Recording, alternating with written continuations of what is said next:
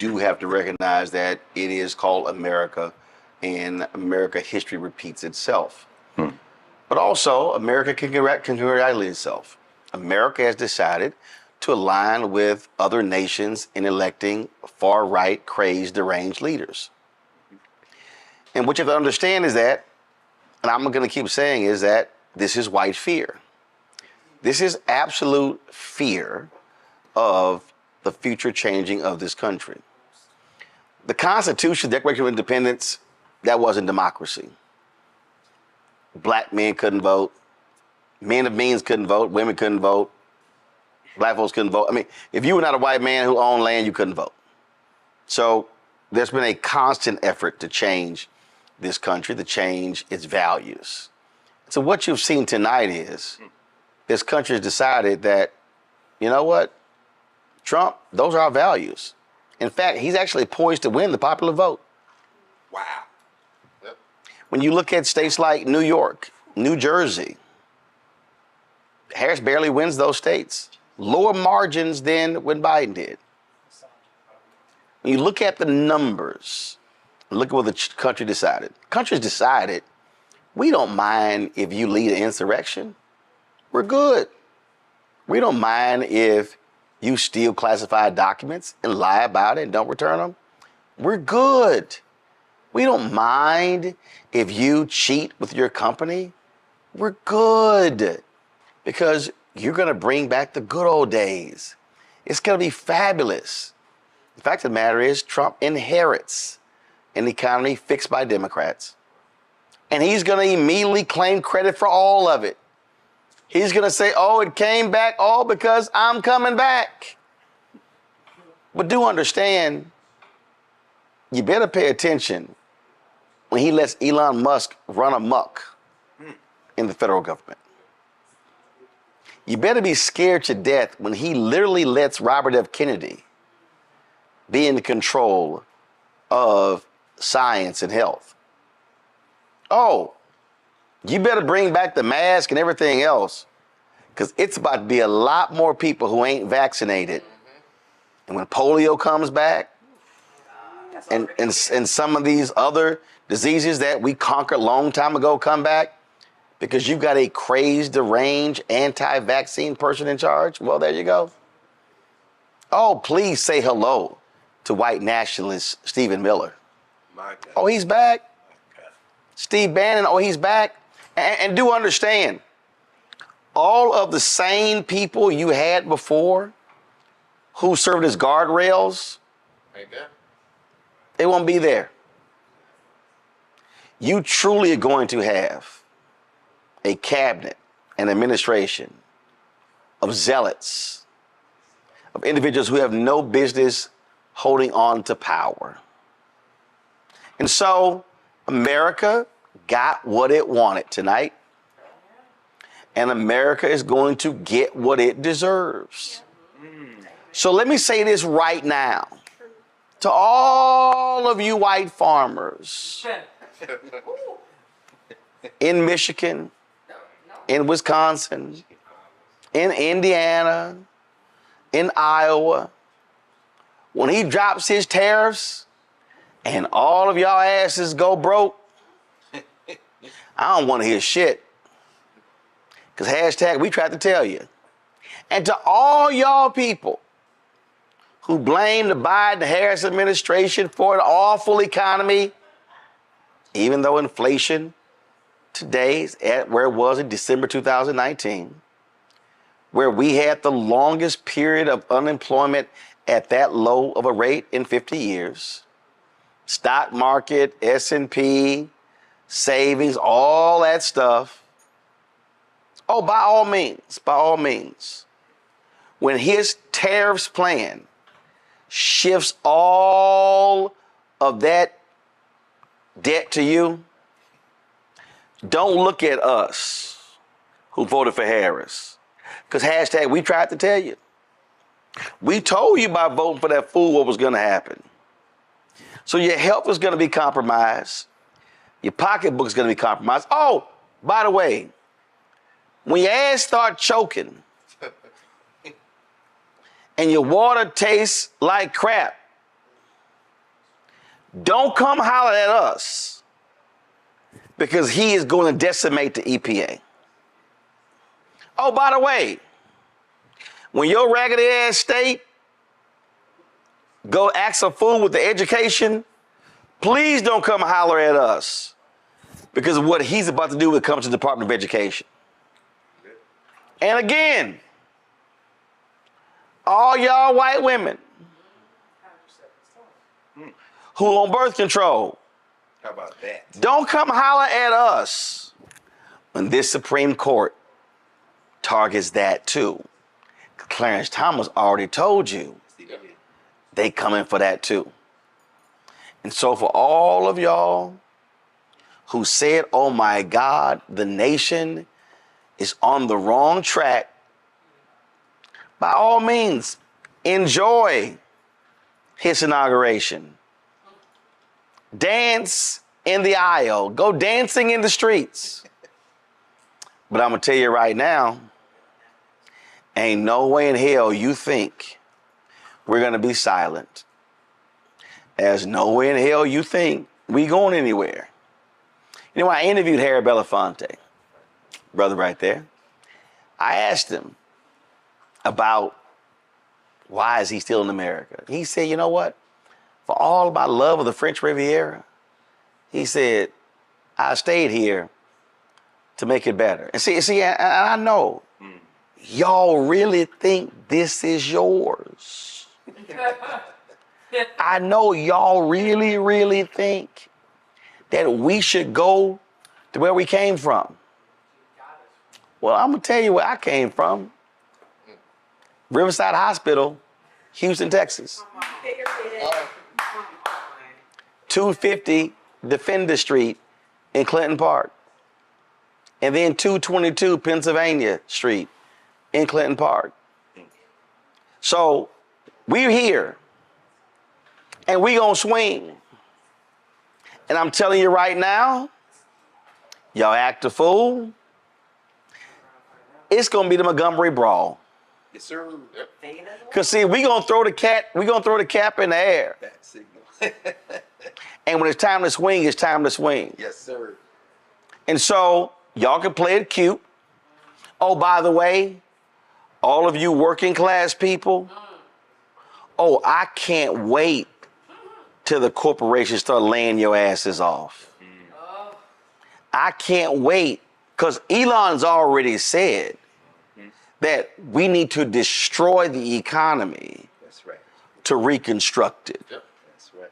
And see, all y'all who supports this, I'm sure Dana White's gonna slap his wife around some more. How about that? And Trump is gonna elevate him. And I know Jenny Thomas is just pleased tonight. Yes, indeed. And I know Clarence is saying, oh, Miss Jenny, Oh, God. Oh, I can't see. we can now retire with millions because Trump is gonna replace me with somebody hard right. But to the people out there who are frustrated and angry, and I've been seeing your text messages and your Twitter posts and all that, all I tell you to do is go pick up a history book. Come on. And do understand Come on. that post-slavery, America allowed the slave owners to get their plantations back. Yeah, they did. As long as they pledged to abide by the Constitution. So the very folk we were fighting came back and got their riches. And the slaves didn't come back. But they did keep slavery in the Constitution and allowed the peanut system to go forward. See, that's why the California deal is so important, because they don't mind that prison labor in California. That's right. So y'all can enjoy your win, but I'm telling you right now, a lot of you who voted for Trump and you're rejoicing right now, there will be tears. And when the tears come shedding, you can't cry on our shoulders. And you can't come to say, I don't know how this happened. And all we gonna say is, we tried to tell you. Folks, Black Star Network is here. Hold no punch you. I'm real revolutionary right now. Support this man, Black Media. He makes sure that our stories are told. Thank you for being the voice of Black America, Roland. Stay black. I love y'all. All momentum we have now, we have to keep this going. The video looks phenomenal. See, there's a difference between Black Star Network and Black-owned media and something like CNN. You can't be Black-owned media and be scared. It's time to be smart. Bring your eyeballs home. You dig?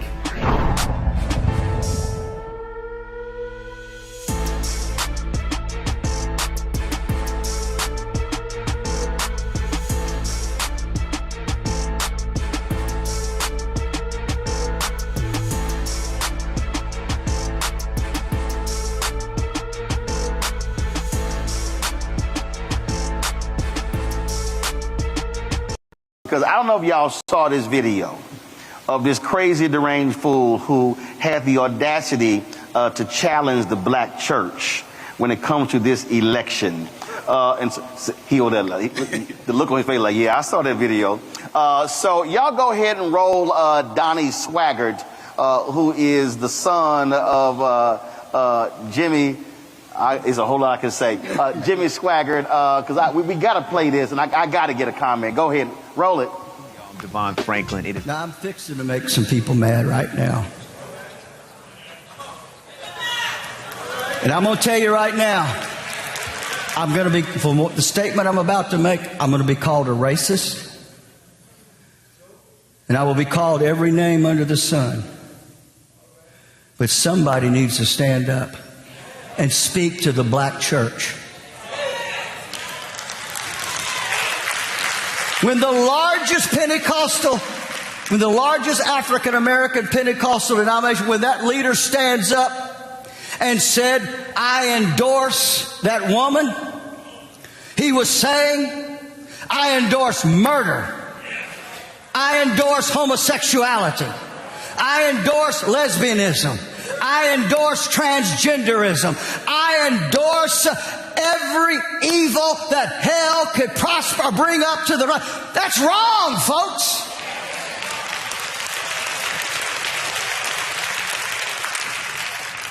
And the black church votes predominantly for the party that is anti-God. What's going on here? What's going on? See, my statement to them is this. We've had them call into the program. I don't like it when you talk about like that. Well, no, the problem is they don't like it because we're stepping on their toes. Hello? But I guarantee you,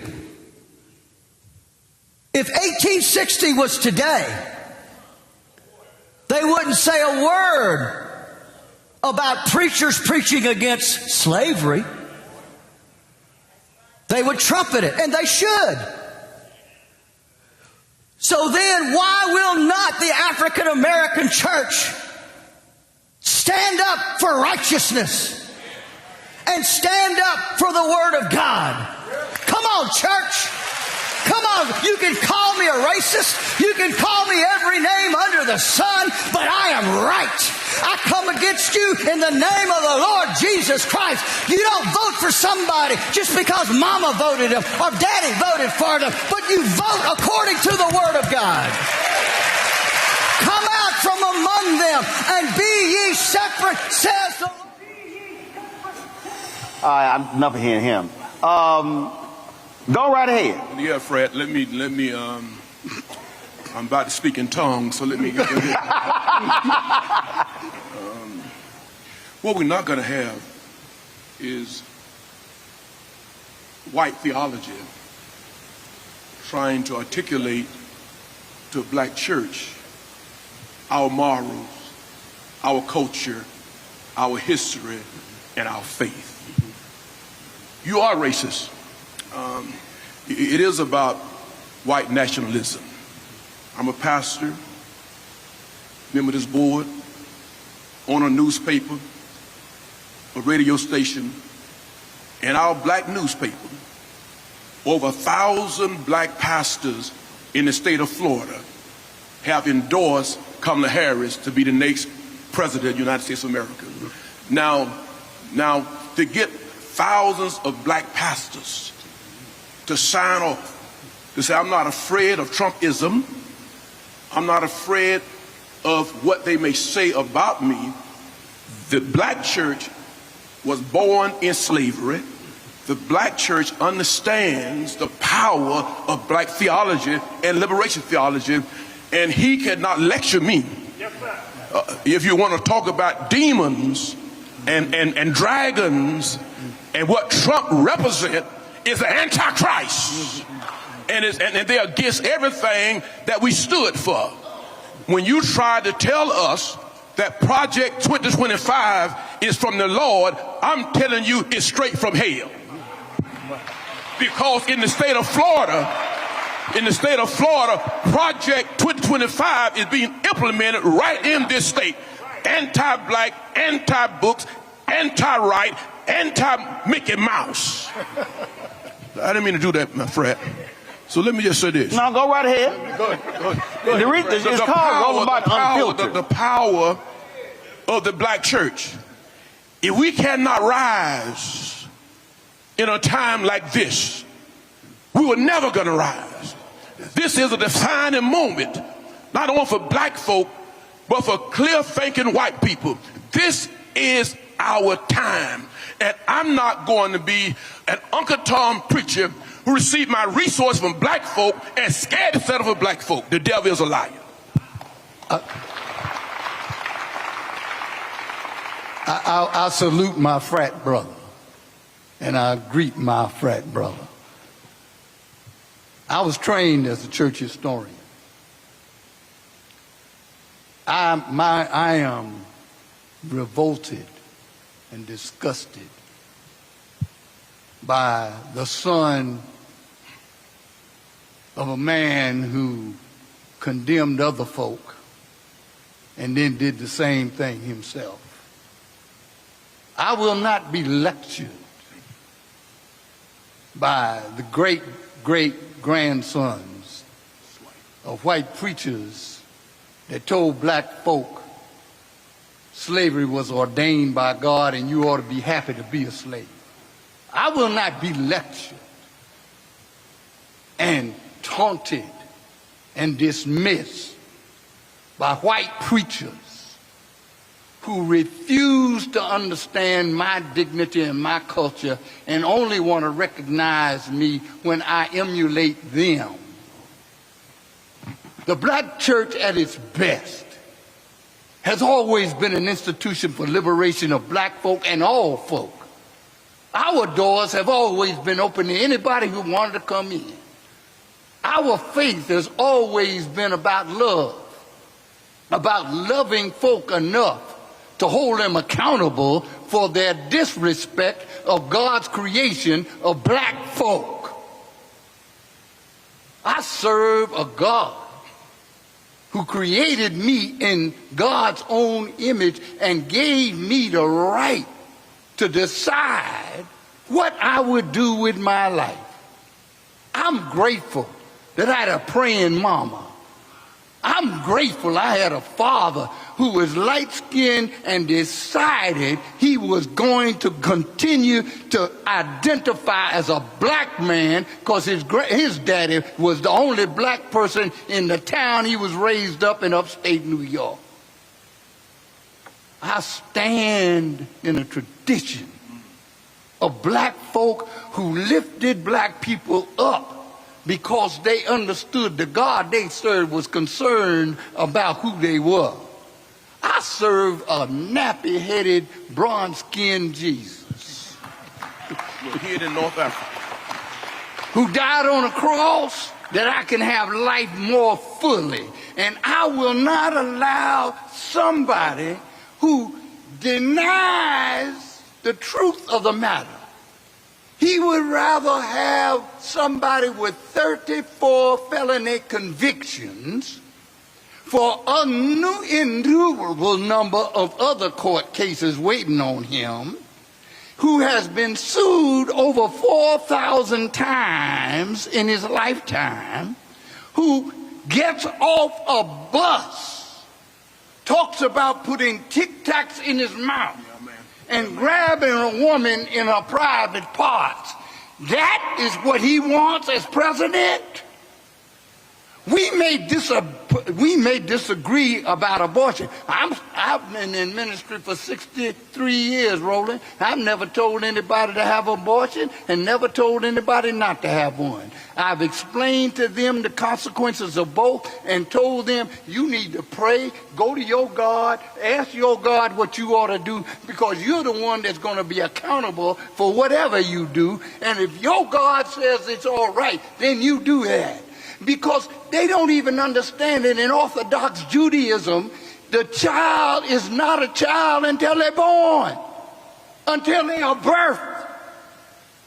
There are other traditions that honor life in different ways. And you, with your male self, want to dictate to a woman what she can do with her own body? That's the start of a deep and vicious slope that will dictate to all of us. I'm enough of a historian to know that Jews, that Hitler started out with Jews. He then started after folks who were handicapped. He then started out after folks that didn't agree with him. And he's waiting for black folks if he had ever gotten to where a large black population would be. Well, in fact, what he did was he sent people to the United States to study Jim Crow, and they took Jim Crow practices back to Germany. Back. So America actually taught him how to do that. The theologian Bonhoeffer, Dietrich Bonhoeffer, who studied at Abyssinian Baptist Church. Died because of Nazism, because he dared stand for the truth. Who made a decision to participate in an effort to actually assassinate Hitler. Yes. So Dietrich Bonhoeffer made a decision to take his life for the purpose of the greater good. Saving other lives. There was. Oh, I know about Dietrich Bonhoeffer. But then, don't think I'm bootleg. My wife ordained, but I'm bootleg. When they came, we can have a council right now. I mean, there's enough of us here to have a council if you need it. But when they came, the story is when they came to the Jews, I didn't say anything. When they came for crippled folk, I didn't say anything. When they came for folks that were his enemies, I didn't say anything. And when they came for me, there was nobody left to speak. You start out talking about gays and lesbians. I don't understand. And there may be some folks that might get offended by this. I don't know why I'm heterosexual. I've always loved women. I don't know why. I don't know whether that's because my mother and father raised me or that was the community I lived in. But in black communities, folk, there's always been gays. There's always been other folk. And in white communities too. And there have been. And in fact, there are gay folks who have served in Donald Trump's administration. And some, as a preacher, sometimes I have to be careful about listening to folk, because sometimes the most vicious preaching is against something that they got inside of their own selves. They're doing it themselves. But the point I want to make is this. I don't understand why I'm how I am, so I certainly don't understand what somebody else does, but I will say this. There is one passage of scripture that I love. It's in John. And it says, you will know my disciples by their love. I'm going to love folk until I understand more about everything. And I'll try to be a little briefer. But what's interesting to me is that he had that audacity, right, to say that. And I think beyond the black clergy, the black community needs to really take note that there are people now who feel so emboldened. Oh yeah. Until they feel like they can say absolutely anything. And I think we as black clergy, we deal with so many different things. Again, the issue of reproductive rights, and oftentimes we hear it being phrased in the terms of a woman having the right to do what she wants with her body. Well, as a pastor, I've sat not just with a woman, I've sat with a a husband and wife. I've sat with a father and a daughter who've had to make very tough decisions. Right. And as we counsel them, as we share with them, as we pray with them, as pastors, as was already said, that ultimate decision is left with that family. So the issue is not necessarily how you feel about the issue. The issue is whether or not government has a right to tell a family what to do in that situation.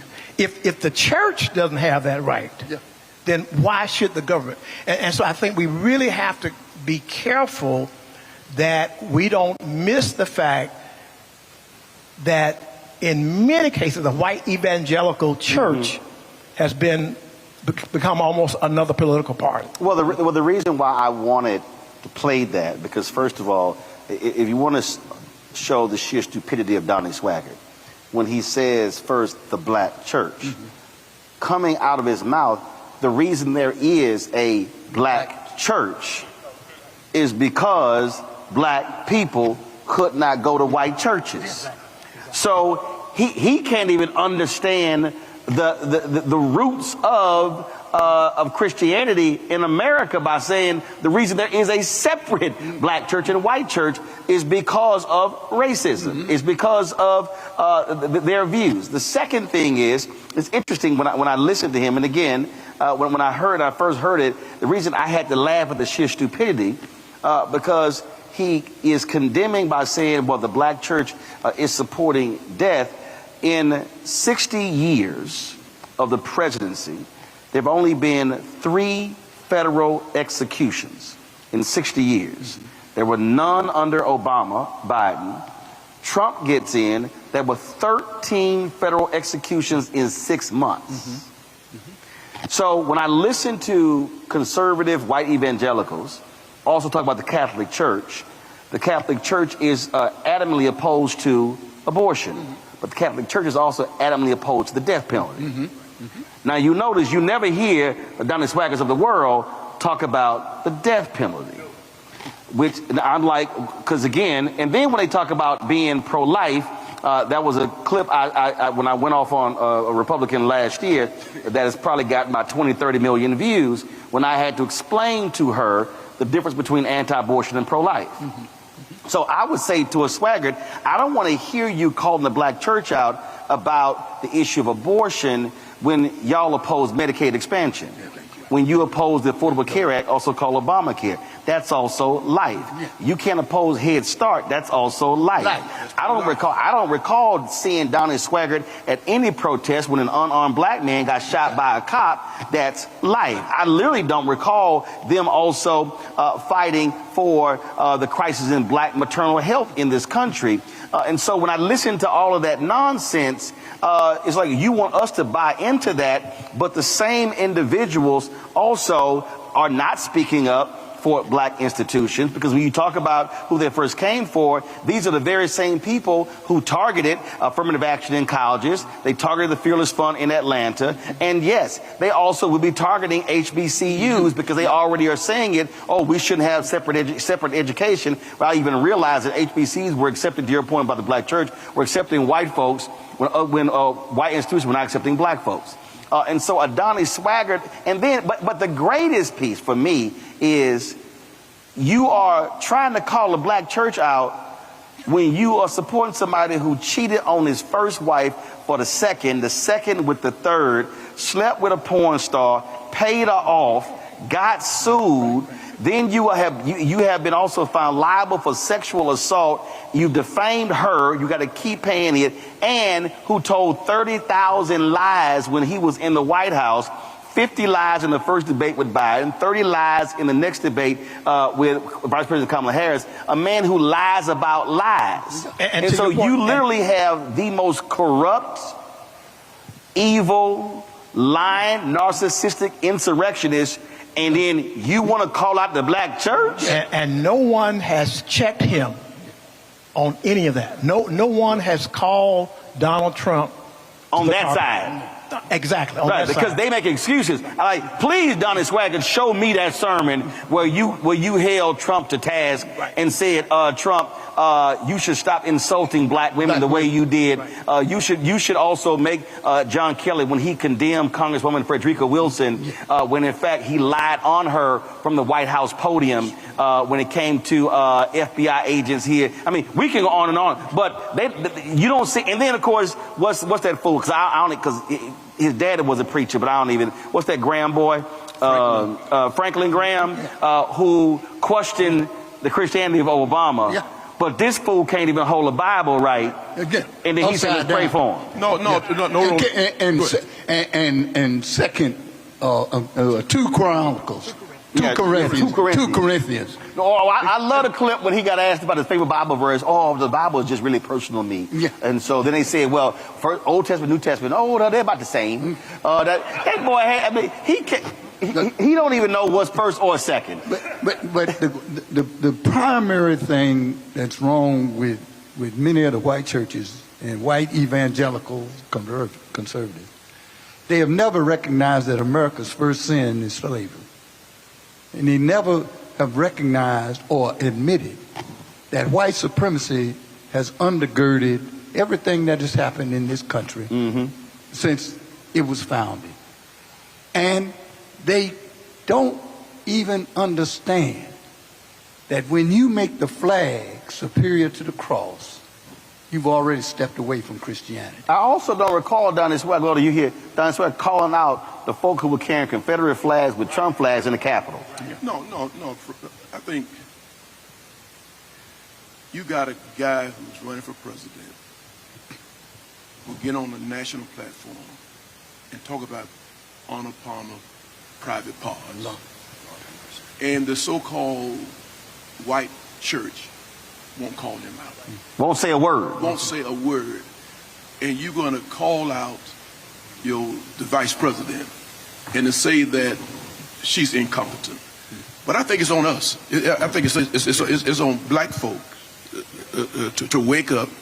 I don't know where we get this Mark Robertson mentality in North Carolina, lieutenant governor, where Trump would say that he is. You gonna insult my frat brother? He better than Martin Luther King Jr. Mark Robinson. I mean, you can't make this stuff up. This is not in the 1900s. This is the 21st century, where folk are saying to us what they think about us. And I'm glad that you are visiting HBCUs. You asked about presidents and board of trustees and why it's so important that board of trustees let the president lead and guide, and we set policies. And if you have a person like A. Zachary Faison, who is the brightest, greatest president on planet Earth in these times. Now, and I would challenge. That's gonna cost you come raise time. I'm getting on right now. If we wanna keep these good presidents, right, you gotta pay them. Don't tell me I congratulate you. Show me my compensation. And I just think that when I've had the honor of serving on 3, there are only 4 HBCUs in the state of Florida. I had the honor of serving on 3 of them. And I understand when you lead in black universities, you literally developing pearls and the great minds on planet Earth. We still need HBCUs. And so, Dr. Faison, I'm glad Roland came here because I want to let the world know that we have one of the best presidents at Edward University, and your trustees trust you and believe in you. And let me just say this about, I know I'm getting in trouble, about this governor. I know I'm getting in trouble, and I told Ben Crump this, and he's a member of Bethel, where I pastor. When DeSantis said that black folk derive benefits from being in slavery, and he also said that our history lacks educational merit. Now, we could not just let them get by. So we said, as a black folk, let's do our own curriculum, teaching our own history. We cannot expect them to teach our history, but doggone it, the black church, and if you use, ought to teach our history. That's right. Because forget what Trump may do, the bottom line, what we gonna do. Right. How do we preserve our institutions? How do we make sure that black colleges are growing, not just surviving, but thriving? That's right. That's on us, Roland. That's right. That's on us. That's on us. And my last point is, I'm getting in trouble. Black men. Obama tried to tell you. Magic Johnson tried to tell you. Now let this country preacher tell you, have you lost your mind? How can somebody like Trump be your hero? Have you lost your mind? How can you feel that he is better than Kamala Harris? And if you sexist, just say it. Yeah. And if you have a problem voting for a qualified black woman, just say it, but don't hide behind Trump. One of the things that real quick before we close, I want to say this.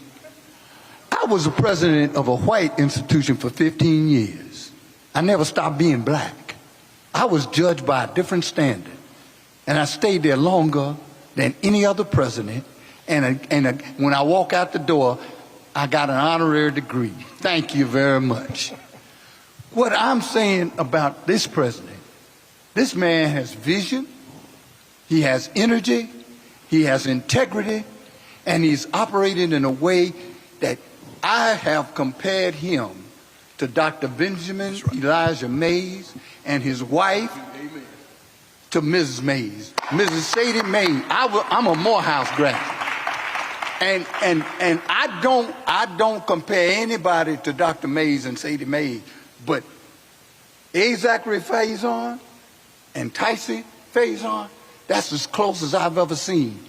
That is a model for everybody for leadership.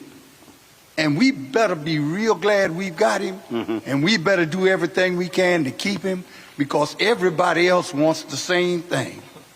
Final comment. Final comment, going back to that clip as it relates to the black church. I think it's interesting that he would even challenge the black church. It talks about the power that we have. If we had no power, he would not have addressed us. When it comes to COVID testing, when it came to all the issues that we have to deal with as a community, it always comes back to the black church. When it comes to employment, it comes back to the black church. And so I think our people have to understand that in times of crisis, it is the black church that people have always come to. And so we have to be careful that we don't let this soundbite, first of all, turn us off from voting.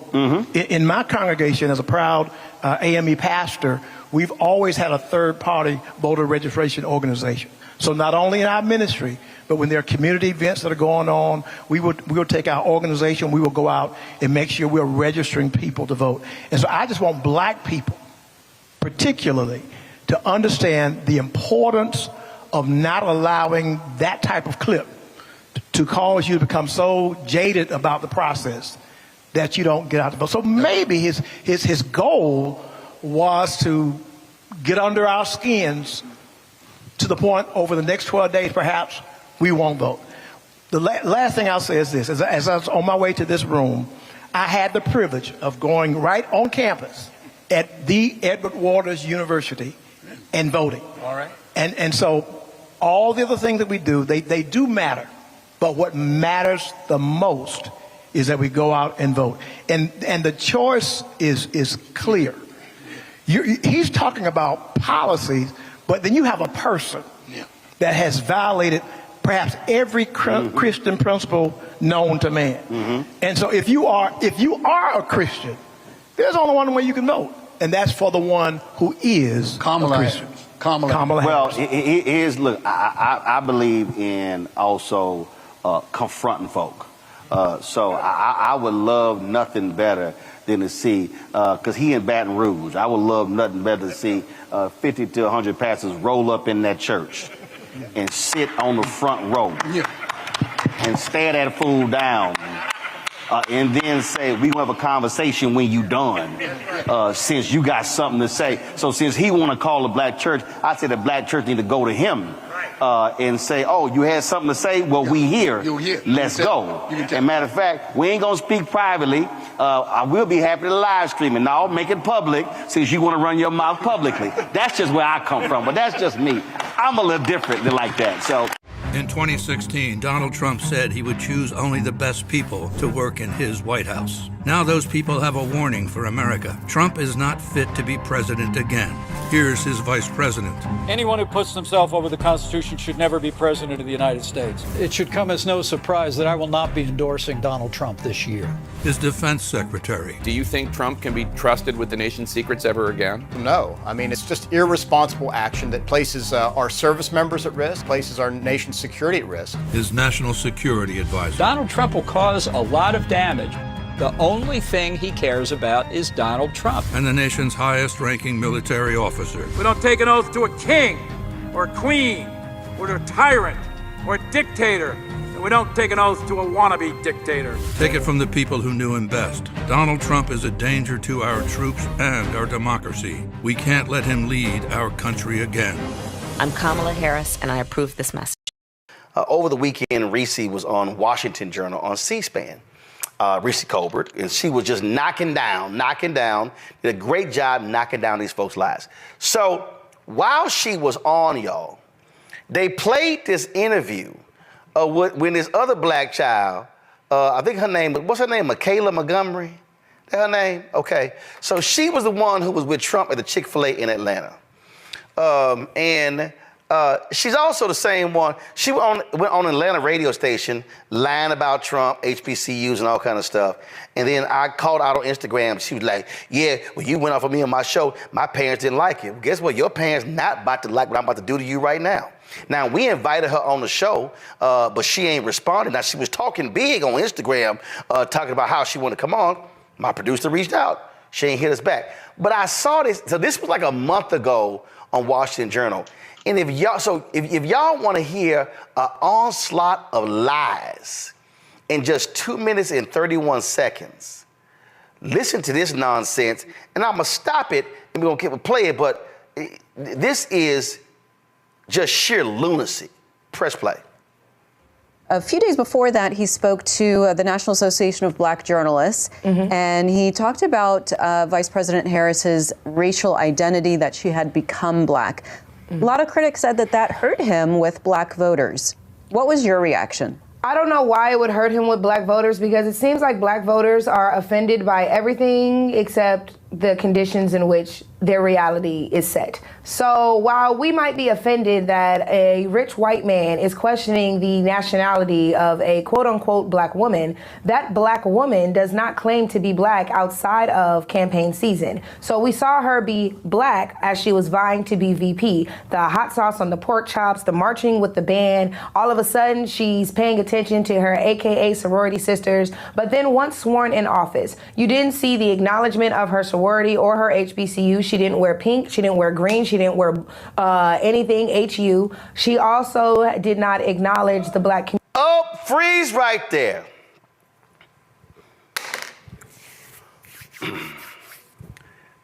You know what? Well, I need some Vaseline. I need some Vaseline right now.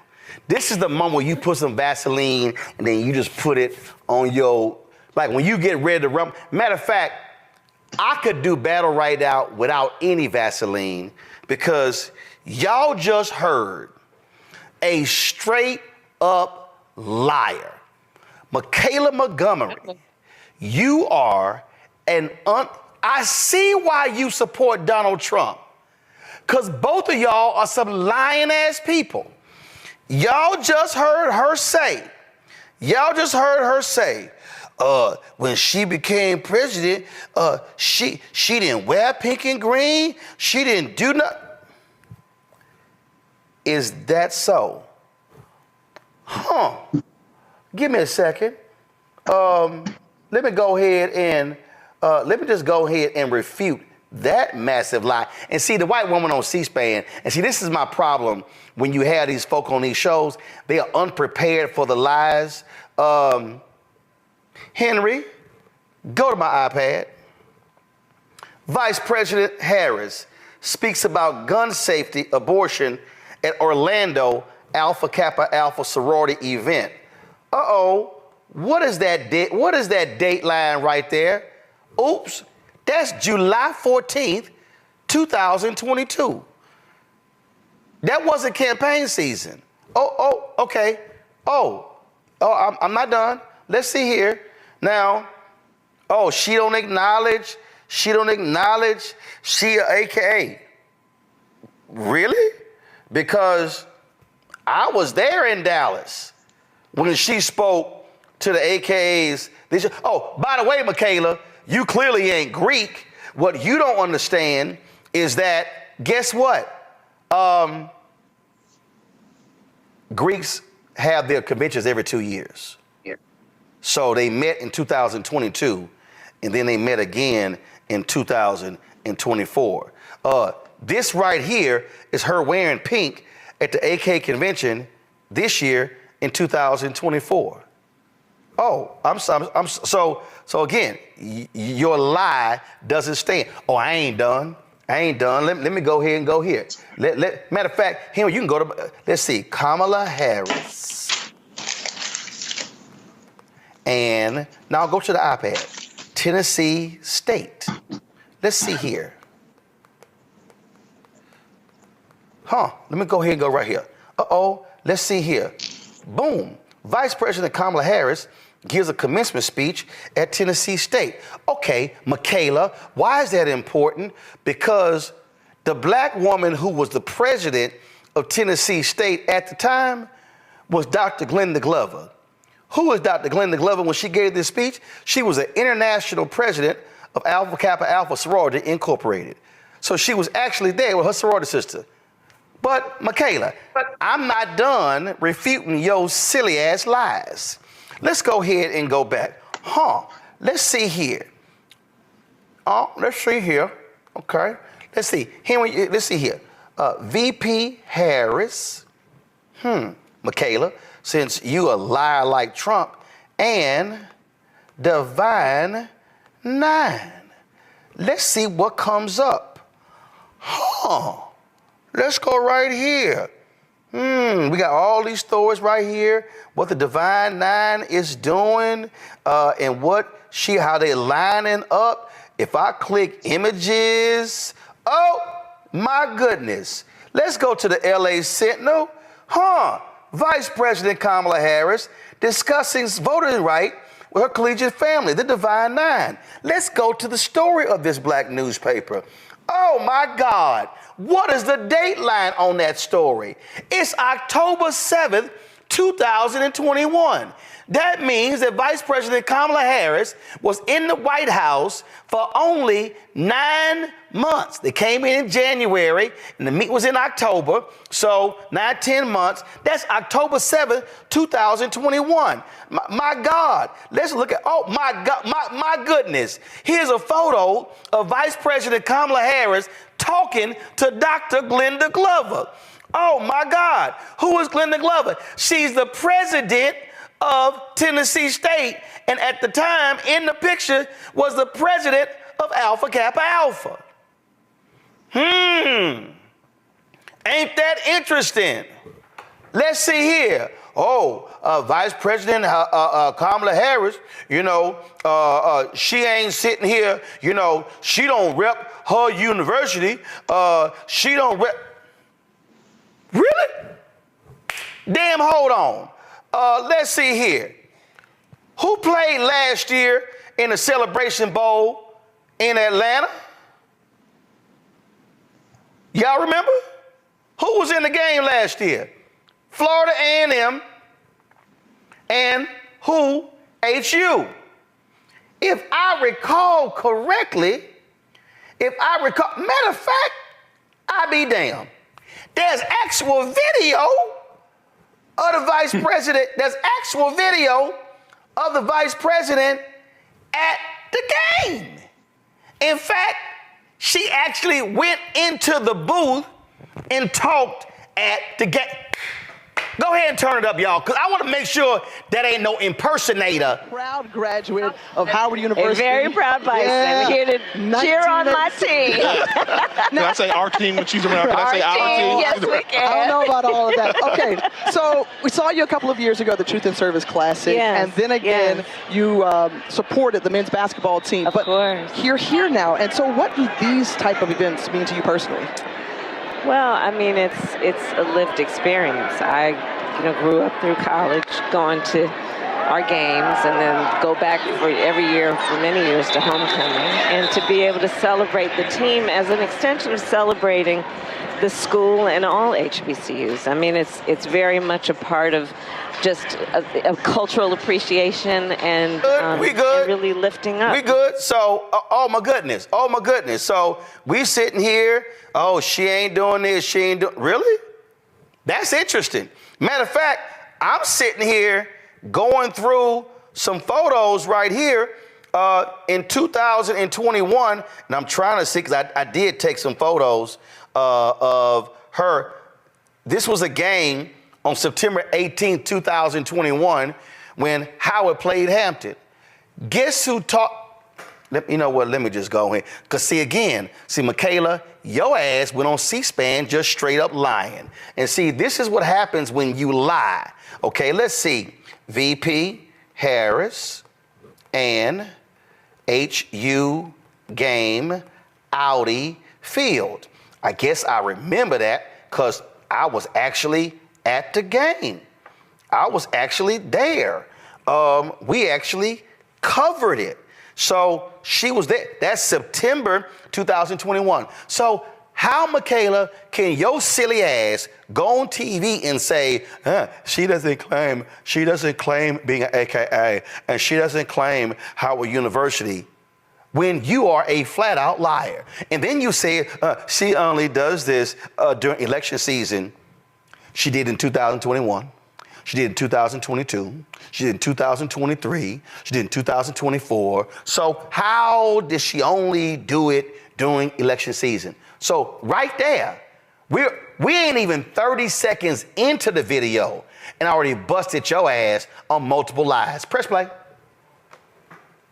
Community while in office. We saw bills signed for Asians. We saw bills passed for migrants, which primarily affect the Hispanic community. We saw bills passed for literally everyone but Black people. So for her, Here we go. Free right there. Here her lying ass go. She went to the y'all. You know what? Matter of fact, Keenan didn't get it to me, but Michaela, I should award you a Trump University degree of BS and bullshit communications. Because you have actually earned it. Your BS and bullshit communications. Again, she repeated the Tyrese lie. Asians got a bill. No, they didn't. You clearly ain't read the damn law. I have. You have it. It applies to everybody. Everybody else, the migrants got something. Black folks to get. This is the same woman who went on an Atlanta radio station touting Trump and HBCUs, which is a lie. $16 billion HBCUs have received under Biden-Harris. $16 billion. Y'all, she even's gonna lie in the next clip about HBCU money. So we could talk about HBCU money.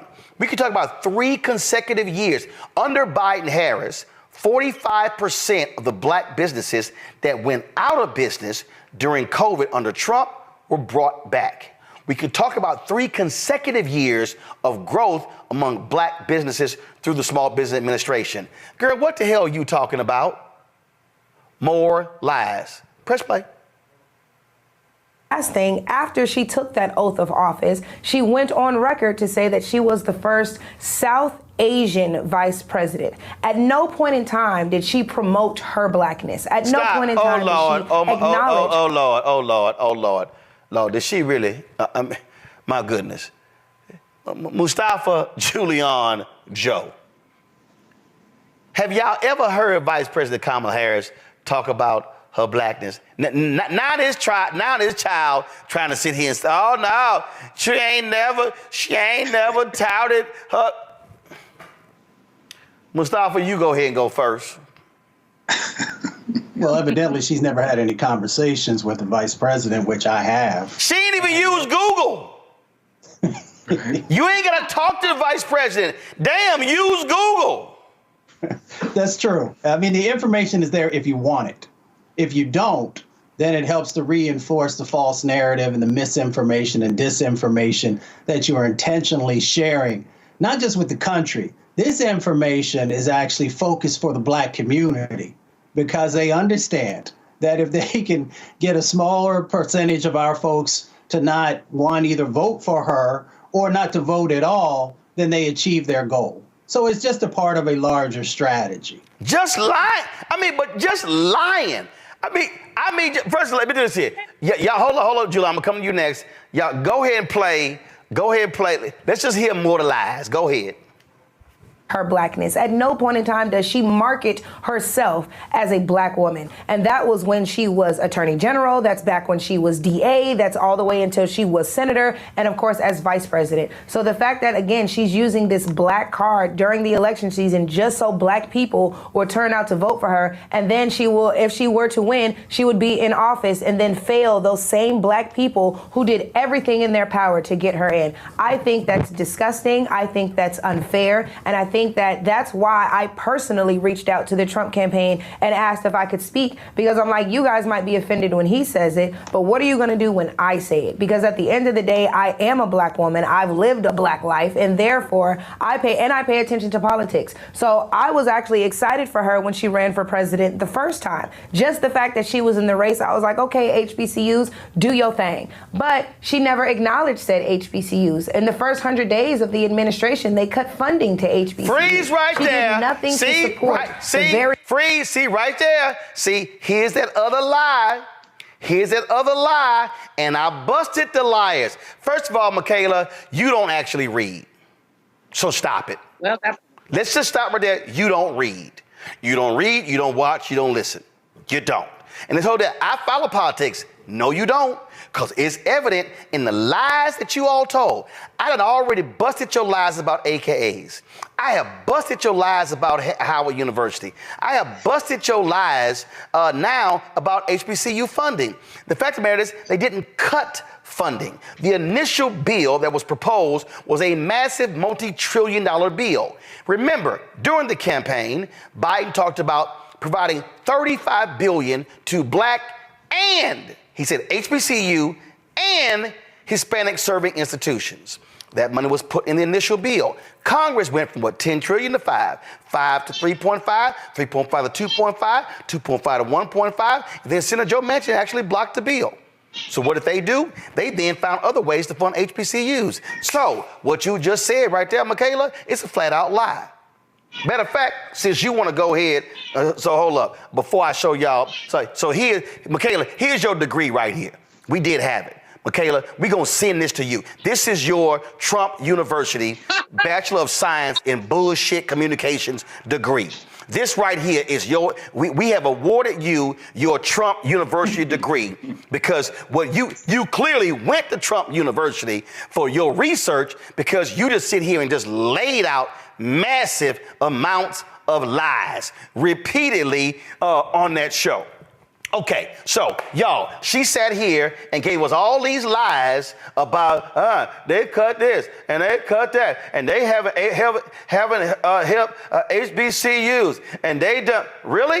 Okay, Michaela, let me ask you this question: how much money, Michaela, did Donald Trump provide to HBCUs? I'll wait. Because here's what I know, because I've showed this many times on this show, Julian, and you know this. Boom, COVID relief to HBCUs. Right here. Where's this document from? This is an Excel spreadsheet that came from the Department of Education. Oh, let me go right here. Boom, I'm gonna go right down here. Michaela, what's that bottom number right down there? $6.567 billion. Michaela, tell me how much money did Donald Trump provide to HBCUs? I'll wait. See, again, y'all, she's lying. And see, what happened was Associated Press and Newsweek, they were like, oh, Biden cut HBCU funding, $35 billion. It was a lie. It was a flat out lie. We walked you through the whole deal on the show. They didn't cut funding, they increased funding. But guess what? Dr. Walter Kimbrough, 3-time HBCU president, Philander Smith, Dillard, and now Talladega, he's worked at 3 other HBCUs. He laid out in his own research how Donald Trump's budget submitted to Congress zeroed out funding for HBCUs. Oh, Michaela, that's your boy. That's the boy you went and met with at Chick-fil-A. So you like, oh, what they gonna do? They gonna question me? They gonna call and question my blackness? We gonna call and question your sanity, because all you have done is lie. So you have lied about AKs, you've lied about Howard, you lied about her not claiming her blackness, and now you lied about HBCU funding. That's 4 lies, and we ain't even finished playing the clip. And so Julianne, she can sit here, and again, you can just make it up, but it's irrefutable. I dare Michaela, I dare you, Michaela Montgomery, I dare you to come on this show and tell me that Donald Trump did not submit 3 consecutive budgets where they zeroed out funding for HBCUs. I dare you to come on this show and show me that it was AI video of Vice President Kamala Harris speaking to the AKs in Orlando in 2022. I dare you to show me it was AI of her going to the Howard University versus Hampton game at Audi Field in September 2021, a non-election year. I dare you to come on this show and say it was AI or she was attending the Celebration Bowl last year in Atlanta in December 2023, a non-election year. So it's amazing how you can sit on C-SPAN and just lie, but guess what? On the Black-owned show, you can't lie, because I'm telling you right now, sister girl, you can talk about your black experience. I'll put your black experience against my black experience any day of the week, Julianne. I don't know what's wrong with that child. That's all I have to say. You know, before I learned how to cuss, I must have been about 3. We used to tell each other, my siblings, you're a lie and a coot. And that's what a lie and a coot, because I can't call her MF lie on your show. Or I could, but I won't today. But this is disgusting. What's disgusting is that C-SPAN would give her that much play. What's also disgusting is she lied. I looked at it. I mean, Reese was time enough for her, came right back at her. But this girl had to have fallen out of a cabbage patch or something to be willing, and she must not have any friends who went to HBCUs, because some of them would certainly check her. This is delusionism. Or, you know, she needs to be institutionalized for a little while, or there needs to be an intervention. People are just running around telling lies because it gives them some visibility. And so she got her little hour on CNN talking smack. That a quarter will not get her paper. And really, Roland, while I enjoy trash, we should be wasting our time on this. Nope, you're wrong. Here's why. Because what happens is people like Michaela, they go on shows that don't fact check them, that don't correct them, that don't dispel their lies. People then take those clips and push them out, and folks believe it. No, you have to counter it. It was the same reason why when I saw the Tyrese video, I could have ignored it. I was with my family after my sister's death, and I said no, because you know what happened? The blogs picked it up. Hollywood Unlocked, Shade Room, Jasmine Brand, others picked it up. And I said, Tyrese's voice can't be the only one out there lying about this so-called Asian hate crime bill. It needs to be immediately fact-checked. And you know what happened? After I posted my video, guess what? Hollywood Unlocked, Shade Room, and the others picked up my response to refute what he had to say. No, I stand on truth.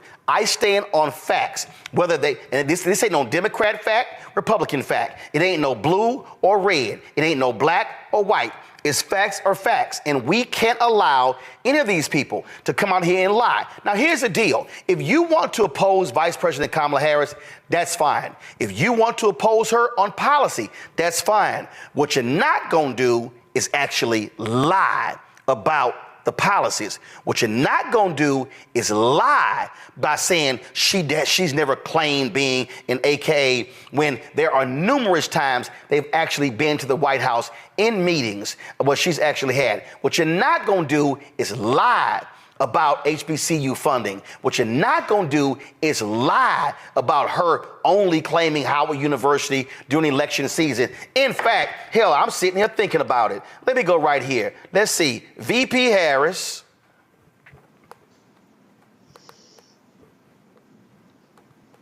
And Howard commencement. Let's see right here. Let's see right here. Oh, the 149th convocation. Who actually spoke at the 149th convocation? Oh, that's Vice President Kamala Harris. So please explain, I'm sorry, and correct me if I'm wrong, was last year an election year? No, it wasn't. No, it wasn't. And in fact, of course, President Joe Biden also spoke at the commencement. So what I find to be curious, again, Joe, are the folks who was, again, what Michaela will do is go on that show and lie, brazenly lie, that's easily fact-checked, and knowing full well that white anchor at C-SPAN was not going to fact-check her in real time because she didn't have the information. You know, it's a great thing, I guess, to some to be able to go on a show and say whatever you want to the national stage and not get fact-checked. First of all, Reese did a great job the other day as well. I really enjoy watching that, and she banged on him with a whole lot of class, but she certainly banged on him. But again, you know, you've got a situation where somebody just makes a decision to tell a bunch of stuff that doesn't matter and it's not true. Very little of it having to do with policy. You can, you know, make a claim related to HBCUs, and theoretically that's policy because we're talking about funding. But most of it didn't even have anything to do with how Kamala Harris could be as a vice president, as a president, or how she's been as vice president. And so it's interesting how media outlets really entertain this. It's amazing how, you know, this guy from Fox News, I guess it was, you know, is actually on a salary and getting paid to actually go to the White House press briefing and ask a question that means absolutely nothing. Dana Bash on CNN, bless her heart, it's the first time, Kamala Harris is doing an interview, and she asks about, the idea that Donald Trump, says that at certain point she became black. That has nothing to do with anything. Aside from being ridiculous, it's not talking about the matter at hand. It was wasted time, and I am glad that the vice president treated that the way that she did. I am glad the White House press secretary treated it the way she did, but to your point, she could have done it even faster. But there are those of us that can spend time and take a lunch banging on these guys talking about, no, you said this was the case, and it's not. It's an absolute lie. And so to battle, we got to battle at all levels. You know what I mean? And so I agree with that. You're not going to be the one to hold back anyway. And so that's all good, but it's crazy. Listen, Kamala Harris is proud of her heritage, all parts of her heritage. She shouldn't have to go out of her way to make one person feel more comfortable about this, that, and the other. She is who she is. She always has been. She's a doggone good prosecutor. She was a good DA, great senator, great vice president, and she'll be a great president. And that's that. And meanwhile, back at the ranch, for those that want to be used to tell lies, to tell things that aren't true, the Rolands of the world and the rest of us will, be a force that will come back at you related to it, because I think truth is an important thing. But, she wasted some time. But, those of us that want to help her down the road, looking not just to the corner, but around it, will go ahead and correct her so that if she wants to be corrected, maybe she can get it right next time. Let me be clear. Again, if you want to be a Donald Trump supporter, go right ahead. If you want to articulate, and I know some black people who are conservative, who are Republican, who say that here's the reason why they're voting for Trump. I think they're wrong.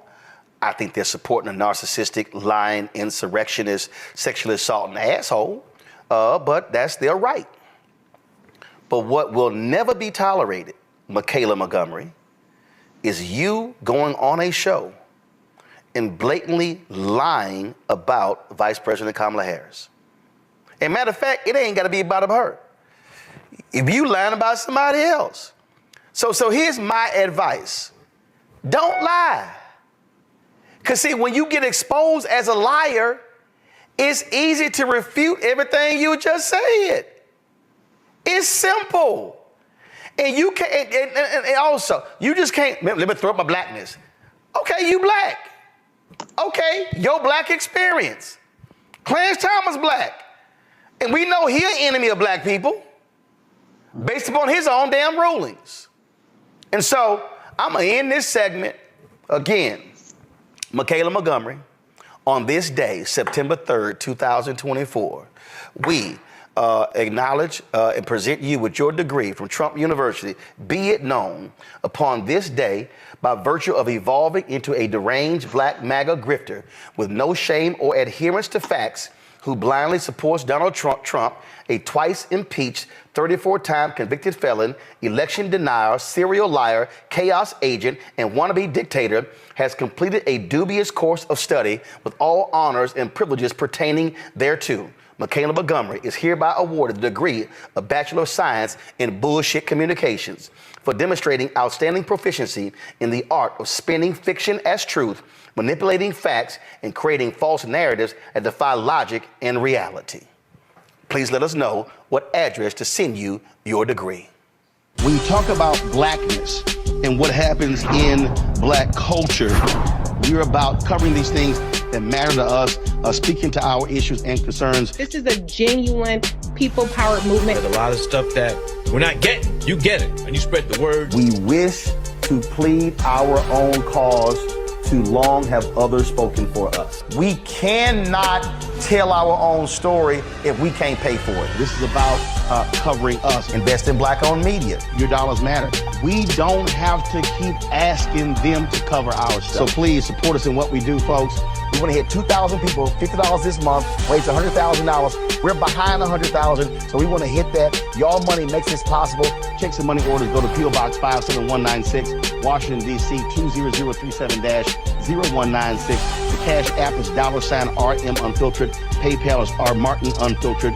Venmo is RM Unfiltered. Zelle is Roland at RolandSMartin.com.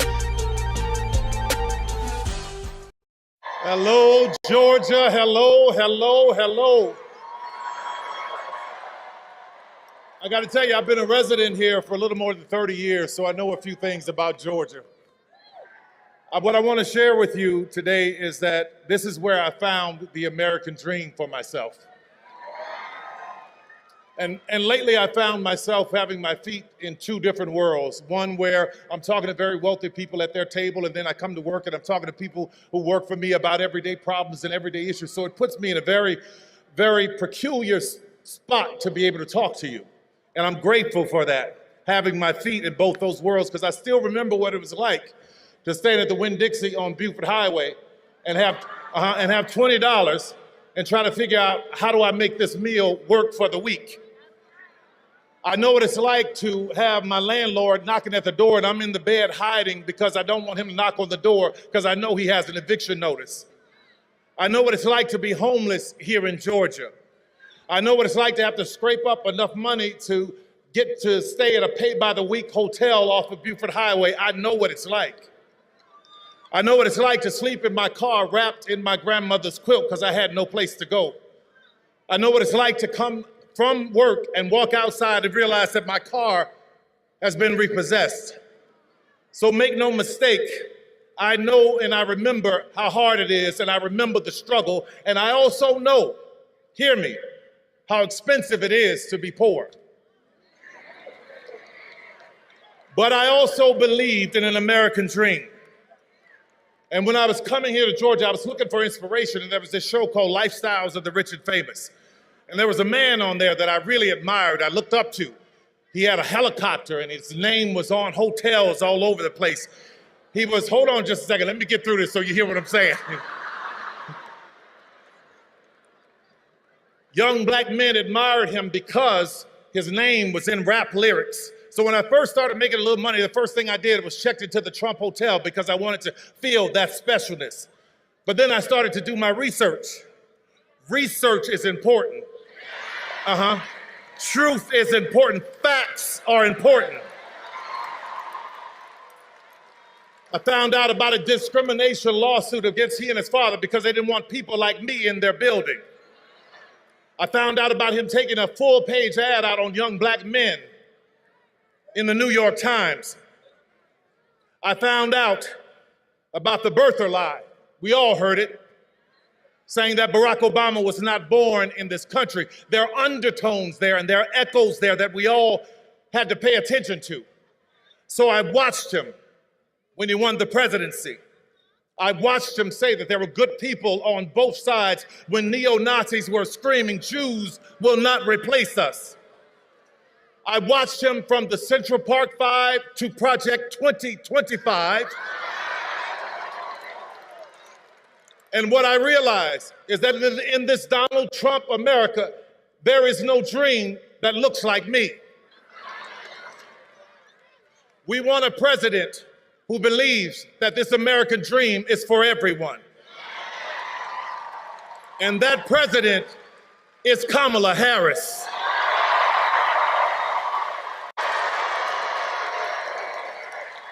We want a president that understands, like I did in Georgia. When I came here, I didn't have anything, but I had a dream. So I worked, and against all odds, I worked my way to where I am now.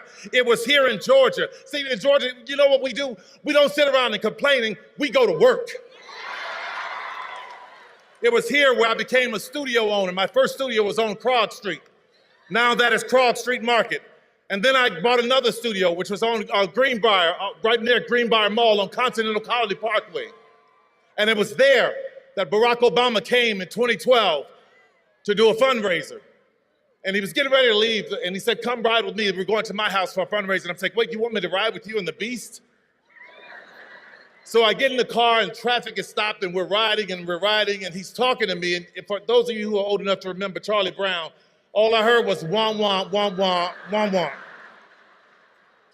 I finally said, "I'm sorry, Mr. President, but I haven't heard a word you said, because I'm in awe of this country. What a great country that you could become president of the United States."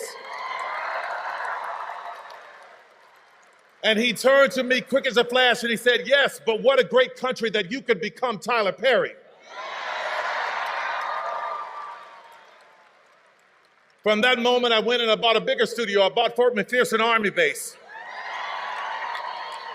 Right now, where we hire thousands of people are coming through that doors. And I don't care what was stacked up against me. I don't care. I didn't pay attention to that. What I paid attention to was, how do I help somebody?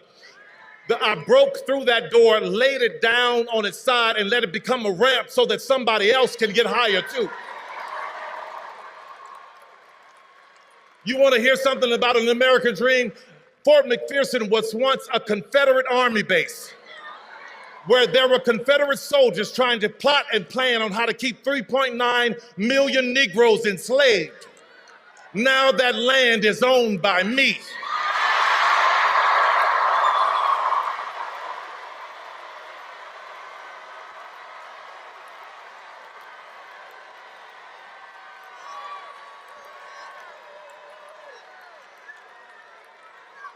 Let's talk about an American dream. It's seniors working so hard and working seniors working hard. And what I realized when I bought it, that seniors around, their taxes were going through the roof. So what I did was, I was like, no, you're not gonna come here and take these seniors' houses. I paid everybody's taxes up for years so that they can keep their houses. When an 85-year-old woman in Coweta County lost her house to a fire and wanted a place for all her grandkids, I rebuilt that house for her. Most recently, I saw in the AJC a story where there was a woman who hired this contractor and he gutted her house and left her there with nothing. She was living in a house with no plumbing and no walls for years.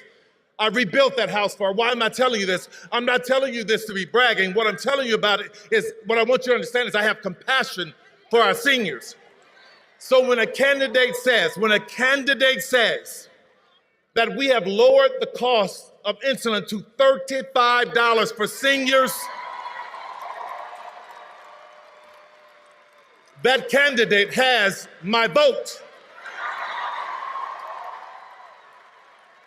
I put many kids through college, and recently there was a woman who was murdered by her husband, and she had 3 kids that were college age. I put all those kids through college. So when I hear a candidate say, we are going to do what we can to reduce student loan debt, that is a candidate that I can stand with.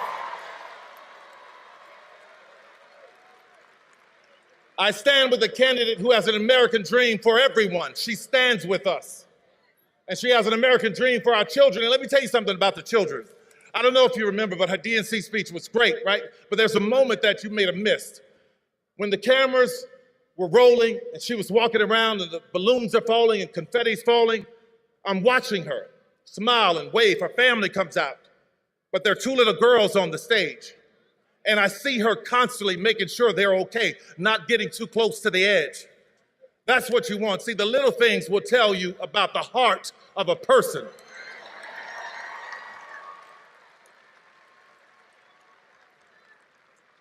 In that speech, she talked about how we have more in common than what separates us. So, Georgia, I want to put that to the test. I didn't have a father who gave me millions of dollars to start a business. Did you? Didn't think so.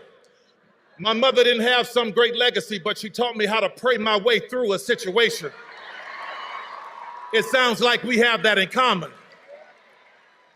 I'm the kind of American that believes in a secure border, but at the same time believes that if anyone is coming seeking legal asylum, our arms should be open to them. I'm the kind of American that believes that if you are running for office, you shouldn't sink and tank a bipartisan bill to help the border so that you could use it for your own glory. If you are like me, I worked my ass off to buy my first house and build my business and take care of my family. That is the American dream. I believe if you work that hard, and you put into Social Security, when you get to a certain age, that you put in should be there waiting for you because it's yours. I believe that we all should have affordable health care and it not be replaced with the concept of a plan. What the hell?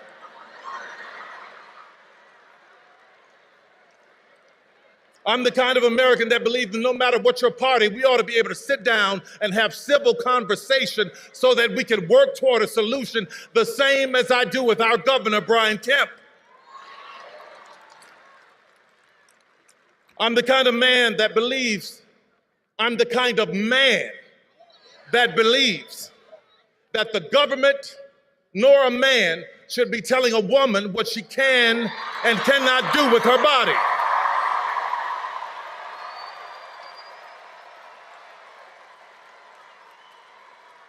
I'm the kind of American who believes that poll workers should do their civic duty without being harassed and threatened like Ruby Freeman and Shay Moss in Fulton County.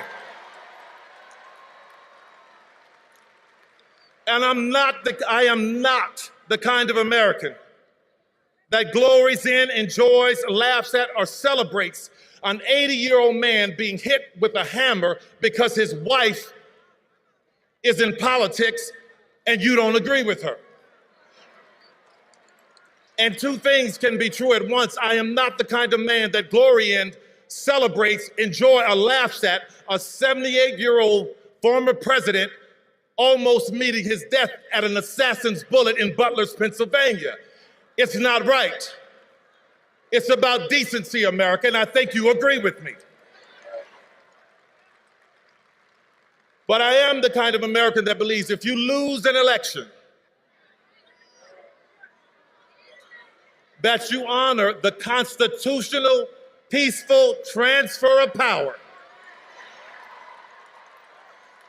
And judging by your reaction, I believe Kamala is right. We have more in common than what separates us. As I'm closing here, I just want to talk about that quilt that I used to wrap up in my grandmother's car, that quilt that my grandmother gave me. That quilt was a tapestry of beautiful pieces, but I completely ignored it. I didn't think it was worth anything because she had made it from all of these stitches and gave it to me as a gift. And I was walking past this antique store years later and I saw one in the window and I go, wow, that's a beautiful quilt. It reminds me of my grandmother. So I walk in, I talk to the lady. She started explaining to me that each patch in that quilt was worth this and meant this because of the woman who made it. So when I think about America, I think about my grandmother's quilt. We are all shapes, sizes, and colors, but we are one.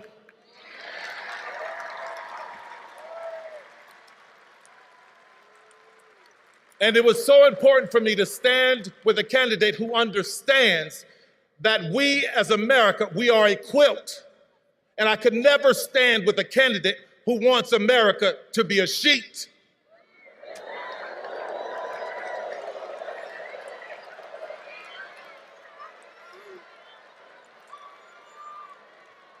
So today, I voted for Kamala Harris.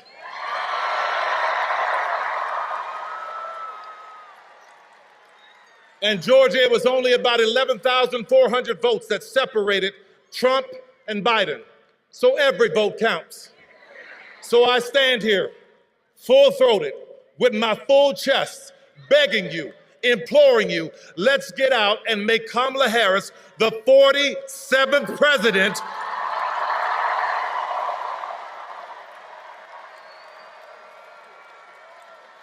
of the United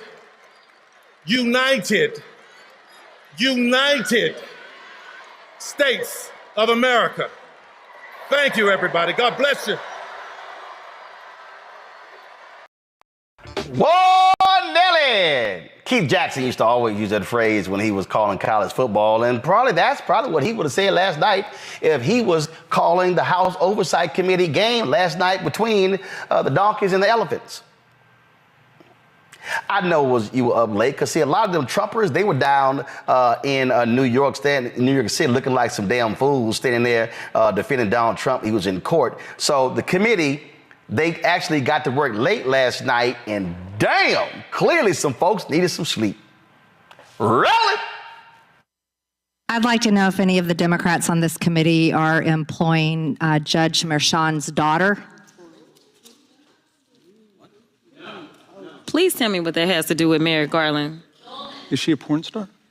Oh, Goldman. That's right. He's advising. Okay. He's advising who? What?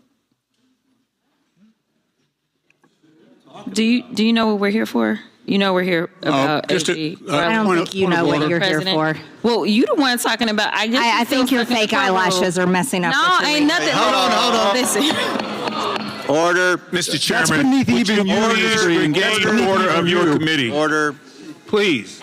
There's a point of order. We have a point of order. Mr. Lynch, state your point.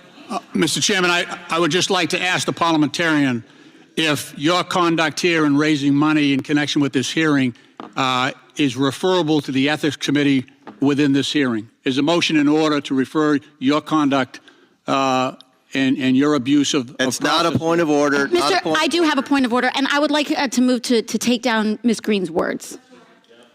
That is absolutely unacceptable. How dare you attack the physical appearance of another person? Are your feelings hurt? Her words down. Aww. Oh, girl, baby girl. Oh, really? Don't even play, baby girl. We are gonna move, and we're gonna take your words down. I second that motion. So who will have to pay us? Okay. All right. We're suspending. Absolutely not.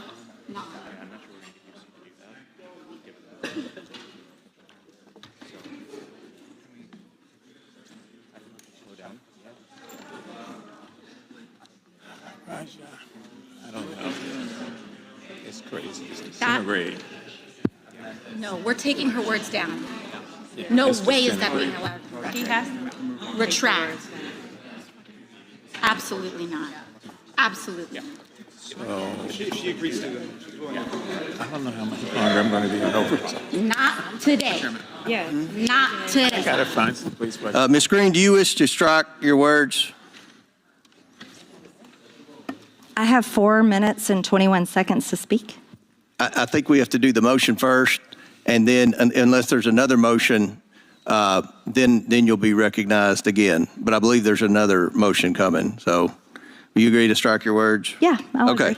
Ms. Green agrees to strike her words. I believe she Chair apologized. recognizes No. Mr. Perry. Okay, hold on. Then after Mr. Perry's going to be recognized, then Ms. Green I'm not has 4 minutes and apologizing. 21 Well, seconds. then you're not reserve the right to striking your object. words. I am You're not not apologizing. Now let's go. Come on, guys. Why don't you debate me?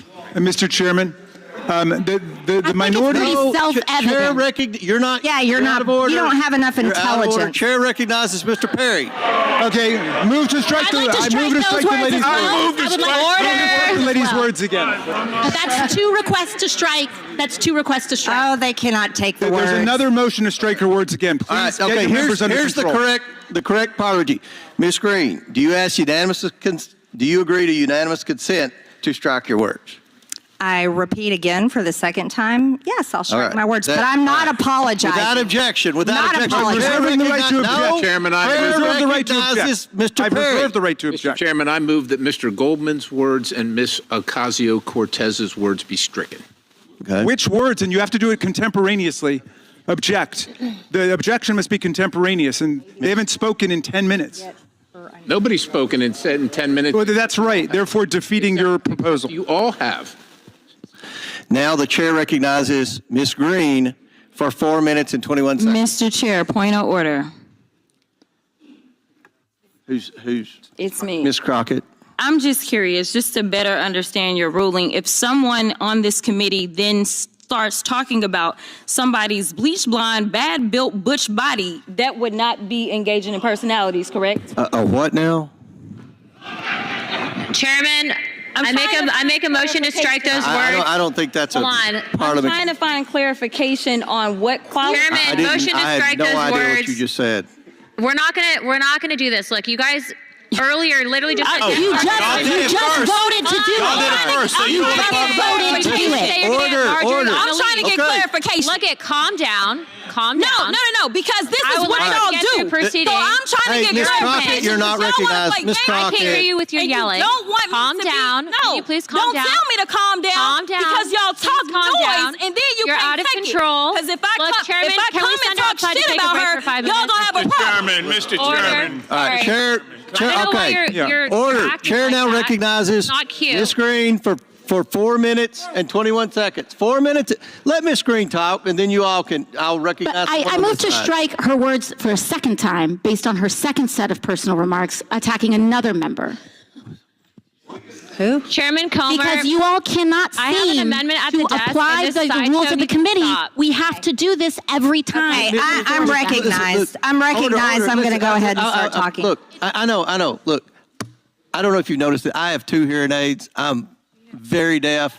I'm not understanding. Everybody's yelling. I'm doing the best I can. Can we not recognize Ms. Green and let her We cannot because of the rules of the committee, Mr. Chair. That is what I'm trying to communicate in the present moment. We have a okay, what's the motion? The motion is to strike the gentlelady's words for the second set of remarks, not the first, the second. That applied to me. She has no idea. Anna moves first. I think, Mr. Chairman, I'm the only one recognized right now. We objected at the time. Will the member state the word she wishes struck? She told me, or she asserted that I was not intelligent. These are the specific words. We can have it read by the clerk. It was made immediately. And it was made immediately. I am not moving now. I don't think it was timely. I am not moving now. It was made immediately, both by the gentlelady and by me. Mr. Chair, it was made immediately. It was made immediately, and you both said by that the you would gentlelady and by return me. to us. Yes. She said, you don't have the intelligence to talk to me, is what she said. The chair recognizes Ms. Green for 4 minutes and 21 seconds. Mr. Chair, what is happening with the ruling? I object to the ruling now. We must object. I mean, if you want to take it up.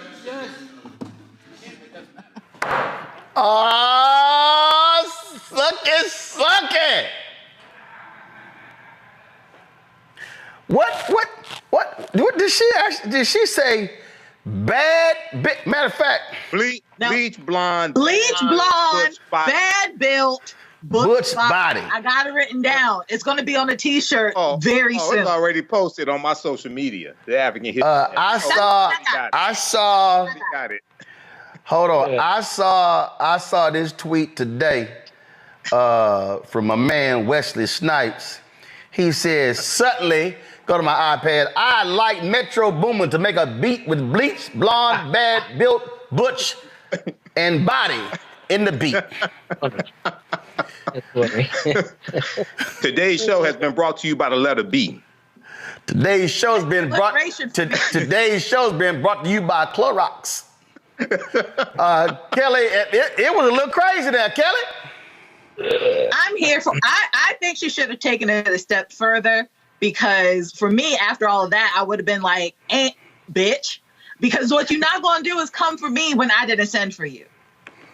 That's what we're not going to do. We're not going to have that kind of decorum in the House of Congress when I didn't even call for it. I was out here minding my business, representing the great state of Texas, and you coming over here talking about eyelashes that you need, not me.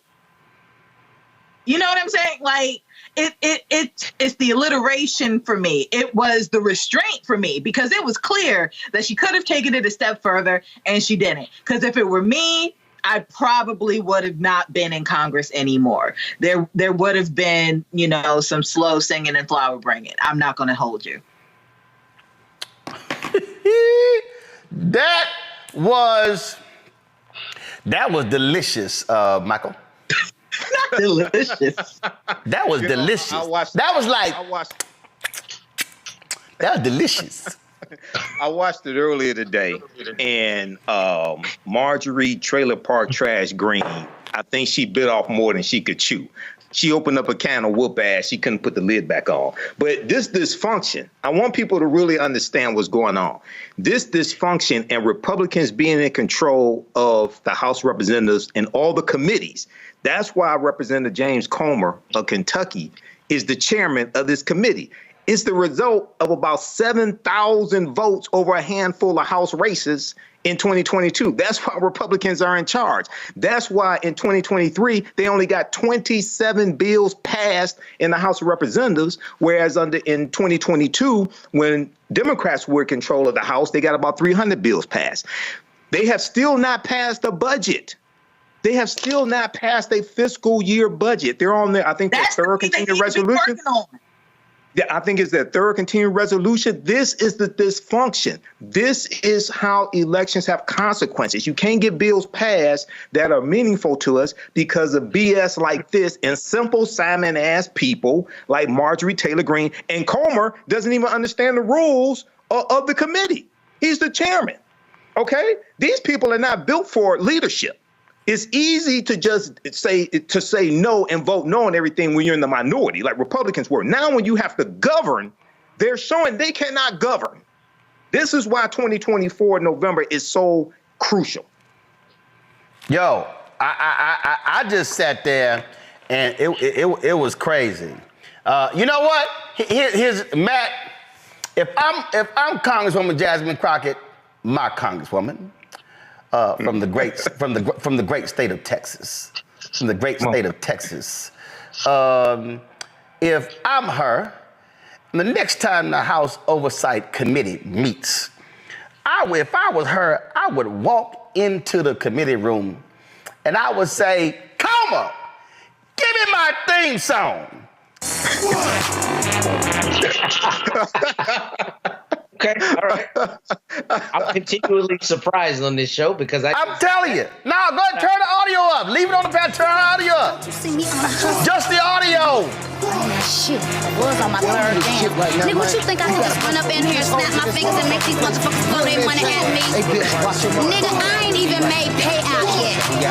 Walk that trick, get him. Walk that trick, get him. Walk that. Hey, I'm just saying, you go have a theme song, I would say, Comer, give me my theme music.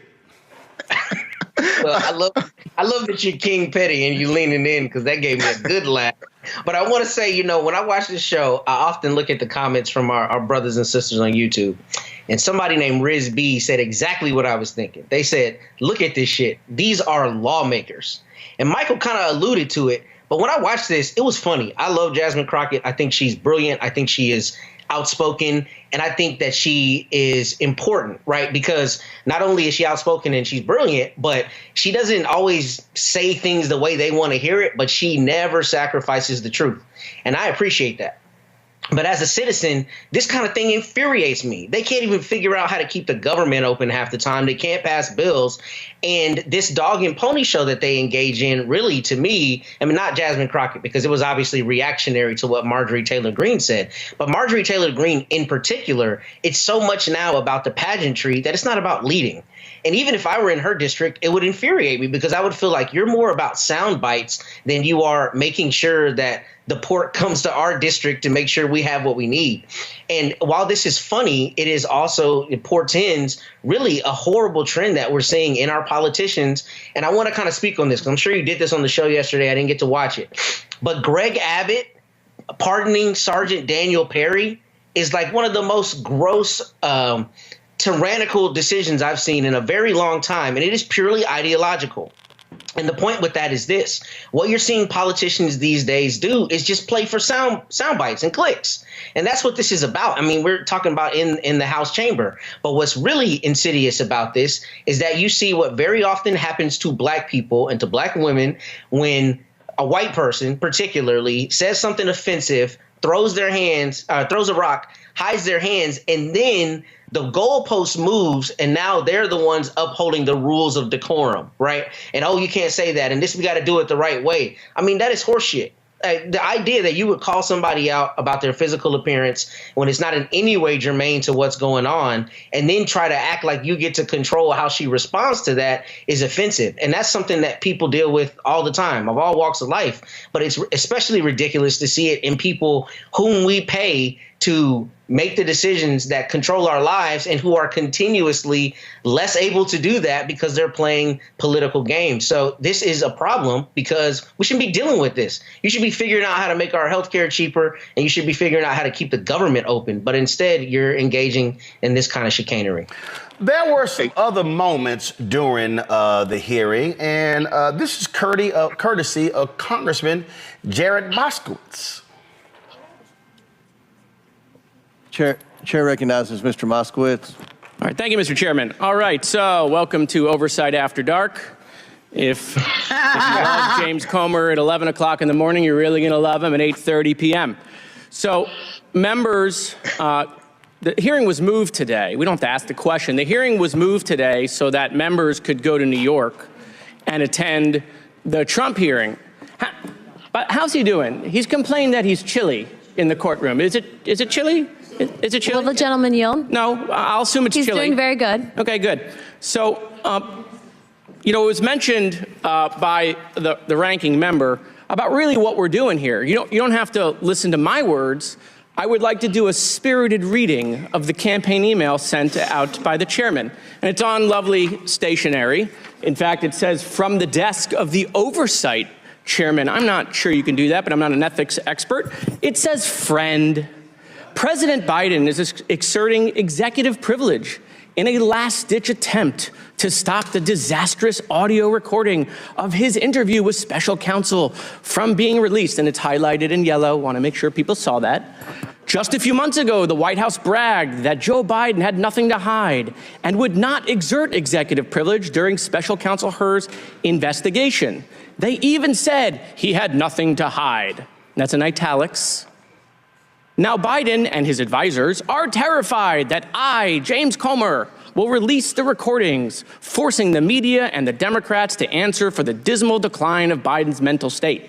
He even had attorney Merrick Garland write a letter saying that his interview falls within the scope of executive privilege. This could be the final blow with swing voters across the country. Okay. You and I know, hold on, we're not done, it gets better.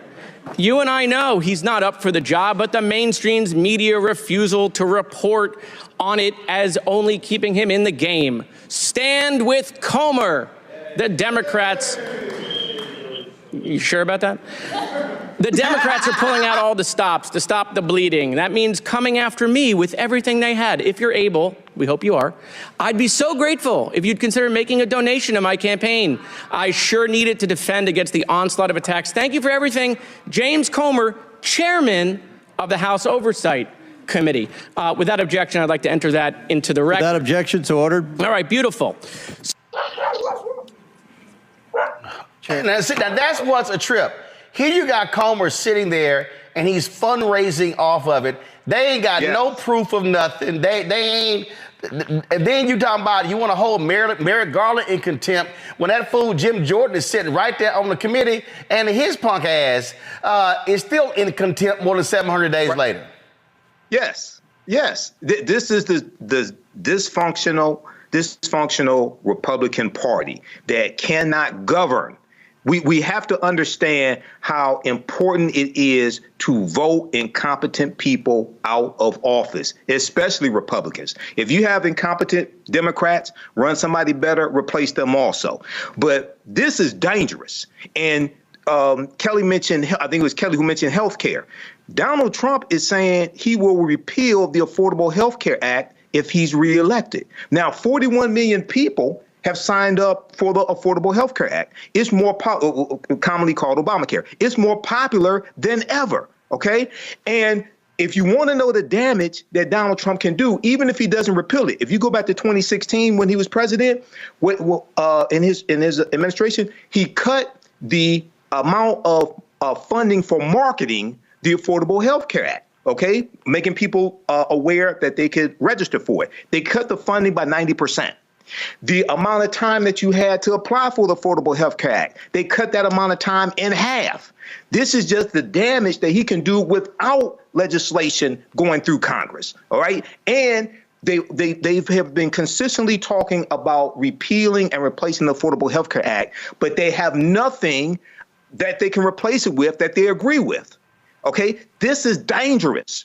So we have to understand what's at stake in 2024. This is more about this is not about Biden versus Trump. This is about all these other policies and the trajectory of this country and the future. And one of the most important things, U.S. Supreme Court and the federal bench, lifetime appointments.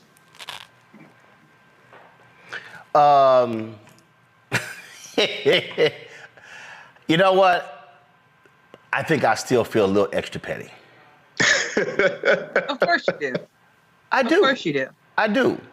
And so somebody posted this on social media, this graphic here. Come on, pull the graphic up. Come on, pull the graphic up. The graphic. Pull the graphic up. Thank you very much. This probably will be the album cover. My digital girls created an AI song that I think y'all gonna love. Just go ahead and bring the panel back, bring all four of us back, and go ahead and play us the name of this song. Kelly, what is it? Bad Built, what is it? Bleach Blonde. Bleach Blonde. No, hold on. No, y'all ain't doing it right. Ladies and gentlemen, here to present the new hit song. Kelly, what's the new hit song? Bleach Blonde, Bad Built, Butch Body. Hit it. Bad built frame, bad built frame. Bleach Blonde Butch, better shut your trap, ain't got no game. Bleach Blonde Butch, bad built shame, bad built shame. Whole lot of frontin', whole lot of frontin', all in my lane. Bleach Blonde Butch, Bleach Blonde Butch, Bleach Blonde Butch, bad built frame, bad built frame. Bleach Blonde Butch, Bleach Blonde Butch, better shut your trap, ain't got no game. Bleach Blonde Butch, Bleach Blonde Butch. You all right, Kelly? Yeah. And you said that was AI? Yes. Hit it one more time. Run it back. Bad built frame, bad built frame. Bleach Blonde Butch, better shut your trap, ain't got no game. Bleach Blonde Butch, bad built shame, bad built shame. Whole lot of frontin', whole lot of frontin', all in my lane. Bleach Blonde Butch, Bleach Blonde Butch, Bleach Blonde Butch, bad built frame, bad built frame. Bleach Blonde Butch, Bleach Blonde Butch, better shut your trap, ain't got no game. Bleach Blonde Butch, Bleach Blonde Butch. Oh, that was from Marjorie Taylor Greene right there, Matt. Is that a cane?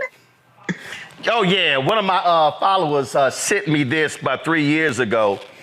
They sent me a go wide. They sent me a Roland Martin unfiltered. So you see right here is Roland Martin, right? No, go to the three, number 3.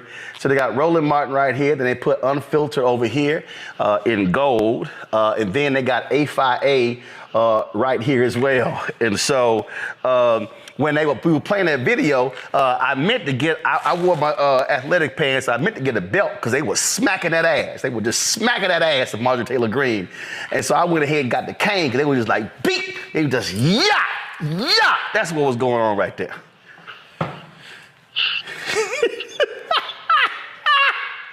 I told y'all, listen, I am creating a new segment on Roland Martin Unfiltered. It is going to be called, did Keenan have it ready yet, Kara? Damn, he ain't got it ready yet. Y'all, I'm announcing today, I'm creating a new segment on the show. It's called The Crockett Chronicles. It's called The Crockett Chronicles. So every time Congresswoman Jasmine Crockett, they have one of these hearings, we're going to be sure to play the best of the shadiest, pettiest comments from my Congresswoman Jasmine Crockett in this new segment on Roland Martin Unfiltered on the Black Star Network. It's called The Crockett Chronicles.